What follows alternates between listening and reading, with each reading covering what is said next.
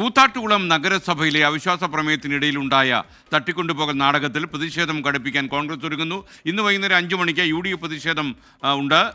Councillor കലാരാജുവിനെ തട്ടിക്കൊണ്ടുപോയ സംഭവത്തിൽ ഇതുവരെ 4 കേസുകൾ പോലീസ് രജിസ്റ്റർ ചെയ്തിട്ടുണ്ട്. തനേഷ് തമ്പി കൊച്ചിയിൽ നിന്ന് വിവരങ്ങളുമായി ചേരുന്നു. Thanesh, good morning. തനേഷ്, എന്തൊക്കെയാണ് വിശദാംശങ്ങൾ നമുക്ക് ലഭിച്ചിട്ടുള്ളത്?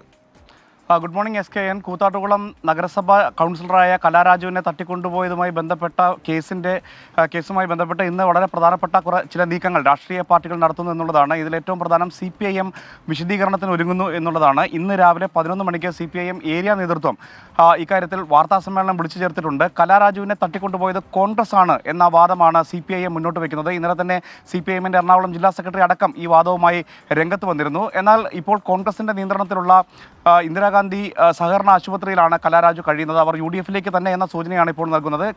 CPIM ഉന്നയിക്കുന്ന ആരോപണങ്ങൾക്ക് മറുപടി ഇന്ന് തന്നെ ഉണ്ടാകും എന്നുള്ളതാണ് കലാരാജുവുമായി ബന്ധപ്പെട്ട വൃത്തങ്ങൾ പറയുന്നത്. ഇന്നലെ മാത്യു കുഴൽനാടൻ MLA ഉൾപ്പെടെയുള്ളവർ CPIMന്റെ ഇത്തരം മാഫിയ കൂട്ടുകെട്ടുമായി ബന്ധപ്പെട്ട വിവരങ്ങൾ പുറത്തുവിടും എന്ന് പറഞ്ഞിരുന്നു. അങ്ങനെയെങ്കിൽ ഇന്ന് ഉച്ചയ്ക്ക് ശേഷം കലാരാജുവിൻ്റെ വാർത്താ സമ്മേളനം ഉണ്ടാവും. അങ്ങനെ തുടക്കം മുതൽ ഈ കാര്യത്തിൽ ഉണ്ടാകുന്ന നാടകീയതകൾക്ക് ഇന്ന് വീണ്ടും മൂർച്ചയേറും എന്നുള്ളതാണ് നമുക്ക് ഈ ഘട്ടത്തിൽ അനുമാനിക്കാൻ കഴിയുക. വൈകിട്ട് 5 മണിക്കാണ് UDFിൻ്റെ പ്രതിഷേധം പറഞ്ഞിരിക്കുന്നത്. അങ്ങനെ ഈ ദിവസം മുഴുവൻ കലാരാജുവിൻ്റെ തട്ടിക്കൊണ്ടുപോകലുമായി ബന്ധപ്പെട്ട വിഷയത്തിൽ വളരെ സജീവമായ വാർത്തകൾ തന്നെ ഉണ്ടാകുമെന്നാണ് പ്രതീക്ഷിക്കുന്നത്. ഒപ്പം തന്നെ 4 കേസുകളിലായി 150 പേർക്കെതിരെയാണ് ഇപ്പോൾ കേസെടുത്തിരിക്കുന്നത്. ഈ 150 പേരിൽ ഇതിൽ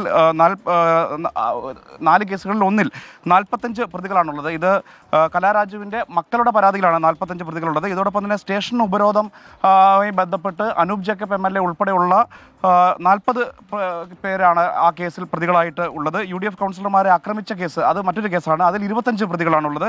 കൂത്താട്ടുകുളം നഗരസഭാ അധ്യക്ഷ വിജയ ശിവന്റെ പരാതിയിൽ 40 പ്രതികൾ, അതായത് CPI നൽകിയിട്ടുള്ള പരാതിയിൽ 40 പ്രതികൾ ആണ് ഉള്ളത്. അങ്ങനെ ആകെ 150 പ്രതികളാണ് 4 കേസുകളിലായി ഉള്ളത്. അതുകൊണ്ട് തന്നെ വളരെ രാഷ്ട്രീയ കൗതുകമുള്ള ഒരു വിഷയമായി കൂടി മാറുകയാണ് കൂത്താട്ടുകുളം നഗരസഭയുമായി ബന്ധപ്പെട്ട ഈ വിവാദങ്ങൾ. SKN. തനേഷ് തമ്പിയാണ് വിവരങ്ങൾ നൽകിയത്.